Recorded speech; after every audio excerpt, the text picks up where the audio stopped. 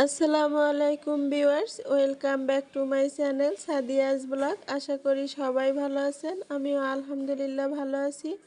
আজকের ভিডিওতে আমি আপনাদের সাথে শেয়ার করছি ইলিশ ভাপার রেসিপি। খুব অল্প উপকরণ দিয়ে দারুণ মজাদার এই ইলিশ ভাপাটা তৈরি করি, তারই একটা রেসিপি আপনাদের সাথে শেয়ার করছি। আশা করছি আপনাদের ভালো লাগবে। আর দারুণ মজাদার এই ভাপা ইলিশটা তৈরি করার জন্য আমি এখানে মিডিয়াম সাইজের একটা ইলিশ মাছ কেটে তার 4 টুকরা মাছ নিয়েছি।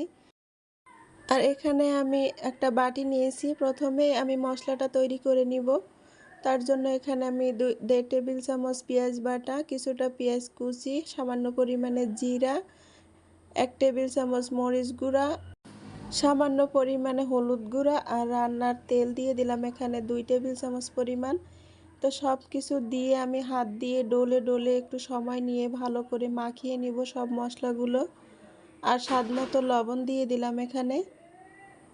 তো খুব সুন্দর করে মাখিয়ে নিব। আর এখন এক এক করে আমি মাছগুলো দিয়ে দিচ্ছি। আর মাছগুলোকেও মশলার সাথে খুব সুন্দর করে এক এক করে মাখিয়ে নিব। তো আপনারা যারা আমার পেজ থেকে ভিডিওটি দেখছেন, আমার পেজটিকে ফলো করে আমার ভিডিওতে লাইক কমেন্ট শেয়ার করে দিবেন। আর যারা ইউটিউব চ্যানেল থেকে দেখছেন, আমার চ্যানেলটিকে সাবস্ক্রাইব করে আমাকে সাপোর্ট করবেন সামনে এগিয়ে যাওয়ার জন্য। তো ইউটিউবে আমার অনেক দিন হয়ে গিয়েছে, ওয়াচ টাইম পূরণ হয়ে গিয়েছে, কিন্তু সাবস্ক্রাইবার পূরণ হচ্ছে না। আশা করি এইটুকু সাপোর্ট করে আমাকে সামনে এগিয়ে যাওয়ার জন্য আপনারা এতটুকু উপকার করবেন আমাকে। আমার সাবস্ক্রাইবারগুলো একটু পূরণ করে দিবেন, এতে করে আমি খুব তাড়াতাড়ি মনিটাইজেশনের জন্য অ্যাপ্লাই করতে পারবো। তো এই তো আমি সব কিছু মাখিয়ে কিছুক্ষণ রেস্টের জন্য রেখে দিয়েছিলাম। তো প্রায় 15 মিনিট পরে আমি আবার চলে আসলাম। এরকম একটা টিফিন বক্স, স্টিলের টিফিন বক্স নিয়েছি। আর তার ভিতরে আমি মাছগুলো খুব সুন্দর করে সাজিয়ে দিয়েছি। এখন আমি মশলাটাকে এর উপরে দিয়ে দিচ্ছি। আর এই যে বাটিটা আমি মাখিয়েছিলাম, সেই বাটিটা একটু ধুয়ে আমি হাতটা ধুয়ে কিছুটা পানি এর ভিতরে দিয়ে দিব।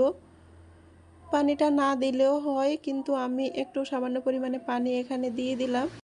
আর এখন আমি দিয়ে দিচ্ছি এখানে 3-4টা কাঁচামরিচ। আর কাঁচামরিচের মুখটা কিন্তু আমি একটু ফাটিয়ে নিয়েছি, এতে করে কাঁচামরিচের যে একটা ঝাল থাকে সেটাও বেরিয়ে আসবে। আর কাঁচামরিচের যে সুন্দর একটা সুগন্ধি থাকে সেটাও বেরিয়ে আসবে। আর আমি আগে থেকে চুলার উপরে একটা কড়াই বসিয়ে চুলা অন করে দিয়েছিলাম কিছুটা পানি দিয়ে। তাতে আমি একটা স্ট্যান্ড বসিয়ে এটাকে বসিয়ে দিয়েছিলাম।